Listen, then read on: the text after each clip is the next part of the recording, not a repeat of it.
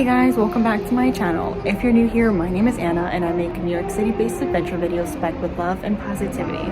This time we are in Vienna, Austria. We are no longer in New York City. And I'm going to show you what hotel I'm staying at here in Vienna. This is the outside of Pension Mozart. Unfortunately, the building was under construction when I visited in May of 2023, so I cannot show you the beautiful facade. If you're watching this video later, keep in mind that the construction has most likely stopped. If you approach the hotel from the nearest train station, then these are the stairs that you'll need to climb to reach the front door. This hotel is located near the museum's Quartier district. It's a 10-minute walk from the Museum of Natural History, the Fine Arts Museum, and Hofburg Palace. If you'd like to know more about what there is to see and do in Vienna, I'll leave my videos about the top 12 must-see sites in Vienna, part 1 and 2, linked in the description box. Just down the street from the hotel, you'll encounter this busy commercial street. Here, you can go shopping, find restaurants, and purchase souvenirs. A supermarket is also located on the street. Pension Mozart is conveniently located with access to everything you may need. Naschmarkt is a 10-minute walk away too. This is a market with produce stalls and restaurants. If you're curious about the Viennese cuisine, watch my video about the traditional Viennese foods. I'll leave it linked in the description box. You'll get information texted to you about the codes for the first and second door. The second door is actually the entrance into the hotel. The hotel is located on a single floor in a building with other apartments. Its space was renovated in 2020. This is the front door to Pension Mozart. There's a lot of construction out front, so I can't really show you what the building looks like. But you see there's these placards out here. You gotta input your code there. You'll enter the first code on this pin pad to access the lobby area. So once you're past the first door, then what you're gonna wanna do is walk in the lobby area until you see the elevator, and then take it up to level M. You can also take the stairs up to level M. Okay, so once the door's opened, you'll make a left, and here is the second door. So you need to input the second access code in here. And we're in. Here on the left side are lock boxes where you'll find your key with a specific PIN code that's going to be sent to you. And these are the rooms. There's a vending machine here and beautiful paintings on the walls.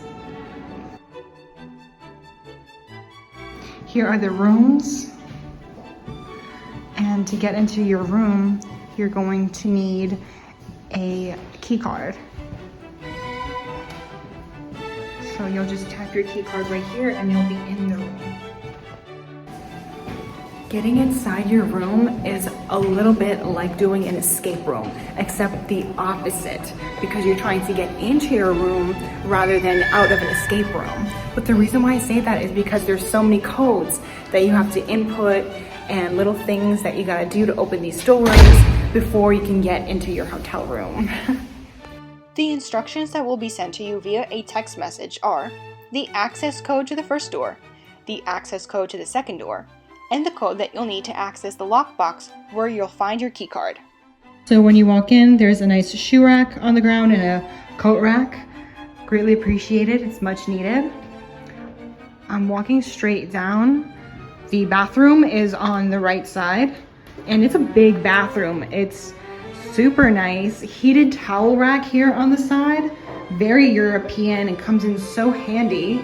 Nice to always have warm towels. The shower is huge. There's glass all around. So nice. And the sink here is decently sized, and I must say, the hot water here, I'm not sure if it's like this in every single hotel or apartment in Vienna, but the hot water here is scalding hot. So if you turn on the hot water, then be prepared for some scalding warm water. And then here is the bedroom. I'm such a fan of this chandelier in here. It's beautiful. The bed is large. And then we have here these IKEA closets is what they look like to be. There's enough storage space. This is an apartment for 4 people, so there's also a couch in here that someone can sleep on. TV and a fan in the corner. And then there's another couch in the kitchen. I'll show you that in just a bit. This is what the view is. We have the interior courtyard view. This room was advertised as being a street view, but I'm glad that it's not because it's very quiet over here, except for this construction that starts at 7 a.m. in the morning. So now going back towards the kitchen, it's very compact and has everything you need. First off, here is the second couch I was mentioning earlier. This is for the fourth and final person to sleep on.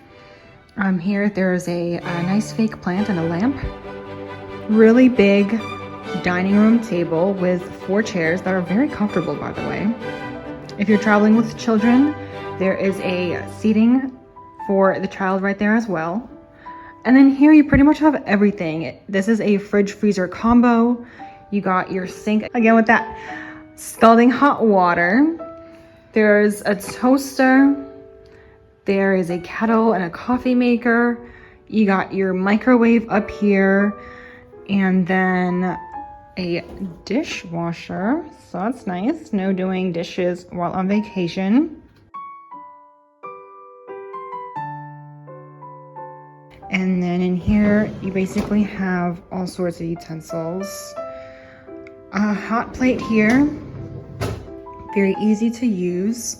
So it's nice and compact and pretty much gives you everything you need. Bowls and plates are in the cabinets.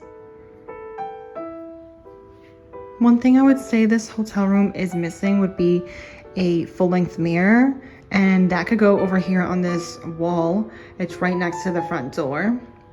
That would be an extra nice added bonus. Also, if you're traveling here during the summer, I don't know where the air conditioner is. All I've seen are 2 fans, but there is no air conditioner to my knowledge in this room. So I don't know what it's like if you're traveling here during some of the warmer months. I am traveling here in May, and so the weather has been around the low 60s and it will go up to 70. But if it gets warmer than that, then I really don't know what the temperature is going to be like in here. Although I think these walls are quite thick and well insulated. Well, here's a nice mirror as soon as you exit the elevator. So here's your full-length mirror in case you don't have one in your room. It works out in the end. The price for this room was around $100 a night. You can pay extra if you want daily housekeeping. Someone will stop by your room anyways to pick up the garbage and leave fresh towels.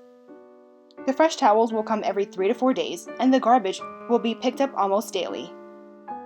Overall, I loved this hotel for its cleanliness, ease of self-check-in, and great location.